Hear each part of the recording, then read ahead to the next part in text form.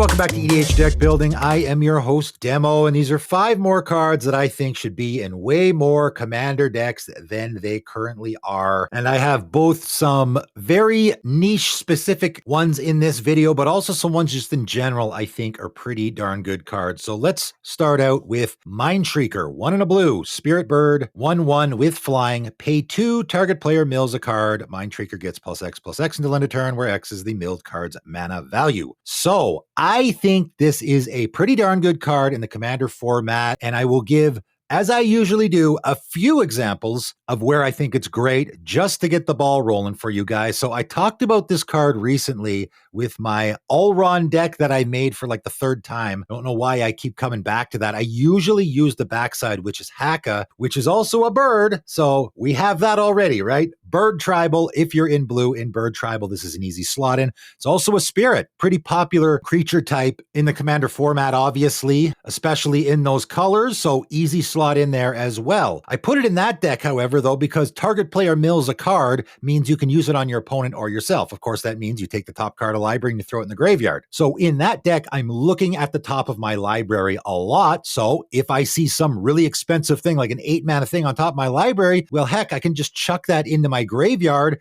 and now my Mindshrieker is a 9/9 flyer. That's pretty good, right? Not too shabby, can really help you close out the game. Maybe you're more interested in the milling part, right? Maybe I'm just in a deck where I'm already milling, whether it be I'm self-milling, because again, you can use this on anybody, or I can use it on my opponents. So if I'm in a deck where I'm milling either myself or my opponents, again, I can just slot it in there. It can help me close out the game later on. It's not great at milling, but it can do it. It can help out with that process. But just in general, in any of those themes that I've talked about, I think this guy really is helpful in closing out games because, of course, that ability is repeatable. It's just 2 mana. That's not a lot. So later in a game, if I got 10 mana lying around, I'm just trying to close out the game. I don't really need my mana for anything else. I can activate this ability 5 times. And again, use it on myself, on my opponents. In this situation, it doesn't really matter. In those 5 cards, I milled a land, an arcane signet, a couple of creatures, and maybe one thing that's kind of big. All told, I milled like 14 mana value worth of stuff. My Mindshrieker is going to be a 15/15 flyer, right? That's pretty good. Again, later in a game, I'm just thinking a lot of situations, you're just sitting around, you got tons of mana in play. You don't really need it for anything else. You're just trying to close out the game. And that's where a guy like this can be extra good. Again, any of those themes is good, but I think it's just a great card for closing out games. All right, let's talk about Reverberant Mantra. 3 and a white instant. You may exile a white card from your hand rather than pay this spell's mana cost. Hello, we got a free spell, and everybody loves their free spells in the Commander format. And the cost is not very high here. You just have to exile another white card from your hand. That's all. Not too shabby. What is it doing, though? You're going to choose a color. All creatures gain protection from the chosen color until end of turn. So when you first read this card, you're like, okay, there is a great way to protect my team. That's probably what you're going to be using it for most, I imagine. And I had a patron use this in a game recently. That's what they used it for. I'll give a shout out to them because that's where I got the idea to mention this card. They just used it to protect their team so they didn't die. To say that Blasphemous Act, right? That protection will work against. Again, it prevents damage. I guess I should get into that a little bit since we're talking about this card. All creatures gain protection from the chosen color means they can't be dealt damage, they can't be targeted, they can't be blocked, and they can't be enchanted or equipped with that color of stuff. So we break down all those different scenarios. Of course, this is all creatures gain protection. So if your opponent casts a Blasphemous Act, this is not going to protect just your team. It's going to protect everyone from that Blasphemous Act. But if you're trying to protect your team, doing this for free seems pretty good. I know people say, okay, well, Flawless Maneuver is just way better. Why would I ever play this? Because this is doing way more than a Flawless Maneuver. So going back to the hexproof part where Flawless Maneuver might not work. My opponent casts a Swords to Plowshares.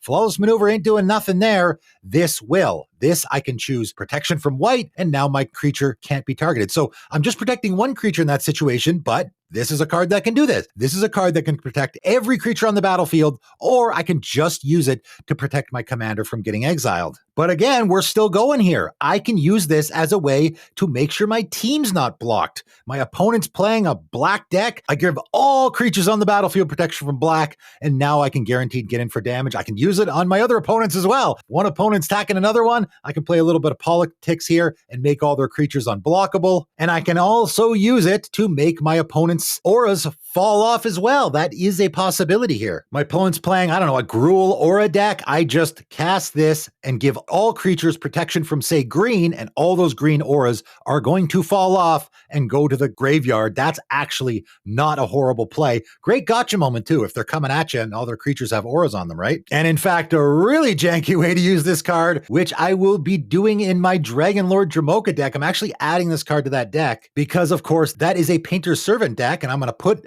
my Painter's Servant in play, and I always name black, so every card is black. So, of course, in that deck, if I cast this and I give all creatures protection from black, that's going to make everything fall off because, of course, everything is black, right? Equipment included. Pretty neat way to use this card. It's a little bit fringe. Maybe there are some better options in white for protecting your stuff, but again, the versatility of I can do a lot of different things with this, I think makes this card really interesting in the Commander game. Let's talk about Avatar of Might. 6 green Avatar, 8/8 with Trample. That's a big boy, but that's an expensive boy as well, right? 8 mana for an 8/8 Trample is not great. However, if an opponent controls at least 4 or more creatures than you, Avatar of Might costs 6 less to cast. That's a lot less, so it's only costing a green and a green. 2 mana for an 8/8 Trampler is pretty good. And I just talked about in the last 5-card video, Stag Beetle, and a lot of people are like, oh, 5 mana for a big creature, that's not very good. I brought up these specific scenarios of my Shanna deck where I want Power Matters stuff, or that Yargle Multani deck,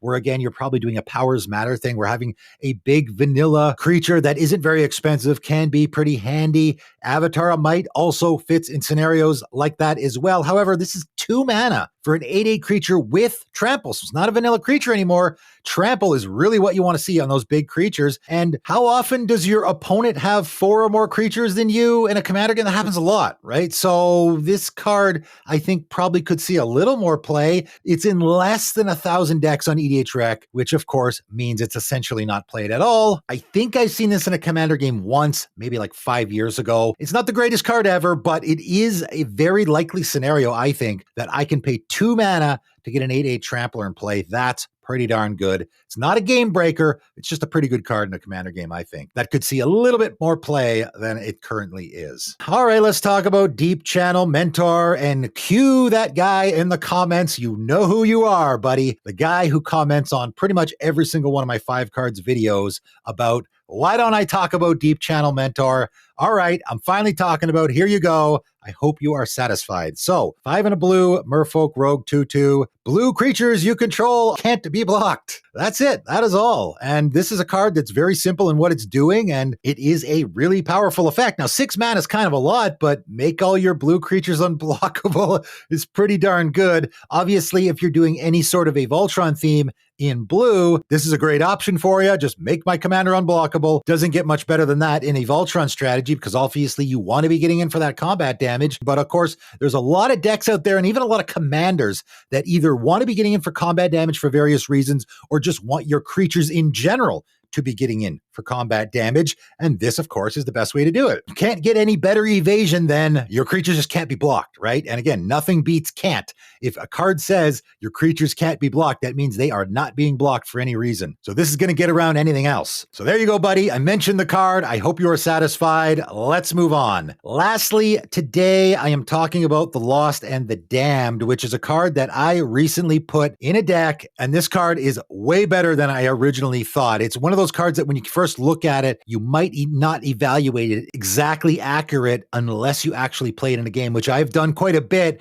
and have started to realize how impactful this card can be. 1 blue and a red enchantment. Whenever a land enters the battlefield under your control from anywhere other than your hand, or you cast a spell from anywhere other than your hand, create a 3/3 red spawn creature token. So this came out in Warhammer 40K last year, and I've talked at length about how much I love that set, and I keep coming back to it. I'm not a big Warhammer 40K guy. Again, when it comes to this Universes Beyond crossover stuff, for me, it's about how good are the cards. That is where I start. Are these good cards? Can I actually use them? I don't care so much about the crossover IP, and I keep coming back to Warhammer 40K because, man, there's a lot of great Commander cards in that set. Now, I will just point out going forward, this is a blue-red card, which of course in the Commander format means it is going to be pigeonholed on what it can go in, and that's probably why it doesn't see a ton of play in the format, even though it's doing a whole lot. It is currently in 7,300 decks. That's not terrible. It's more than any other card on this list, but I think it could be in a lot more. And again, I'm going to go over all the different scenarios where this card is great. So of course, this phrasing, as I just talked about with the Doctor Who cards, they did a whole bunch in that set. And again, there's probably a lot of commanders from that set where this can be really, really good. It's automatically going to slot in there because you are doing that from anywhere else sort of thing, right? And again, usually they use the phrasing, or for a long time, they used the phrasing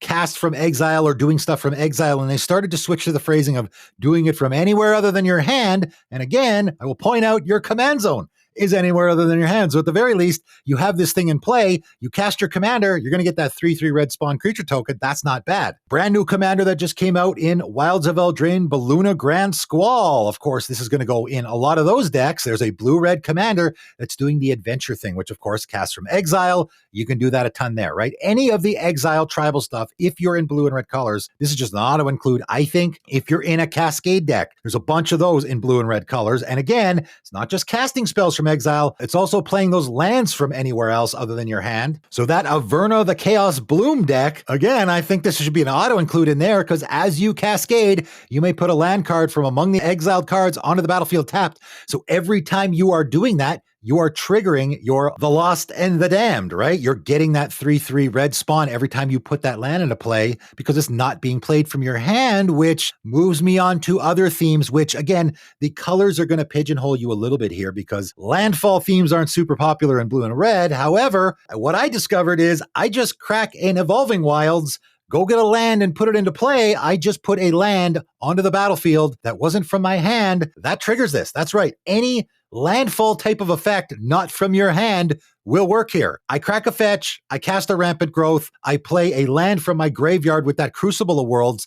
That is putting a land into play from anywhere other than your hand, and it will trigger this card and give you a 3/3 red spawn. Now, I think if this card was blue-green, it would be in 100,000 decks or something, right? It would be played obviously a ton more because it's blue and red. And I guess I should be thankful that it's blue and red because it would be absurdly busted if it was green. So this card gets played a lot less. But again, a lot of people probably looked at this card and did not realize that very simplistic scenario where I just crack a fetch land, putting a land into play from somewhere other than my hand, I'm getting a token off of it, right? I recently put this in my Val deck, which of course is red as well. Talked about that in my 10 deck ideas video. That's the deck where I was playtesting it, where I was getting all those triggers off of casting stuff with Madness, because that's what I'm doing in that deck. Also doing some other cast from exile as well, getting the triggers there. And I noticed, hey, every time I crack a fetch land or use my Wayfarer's Bauble, that's also getting me a trigger off this thing, right? So this thing triggers a lot. It's triggering off of any land going into play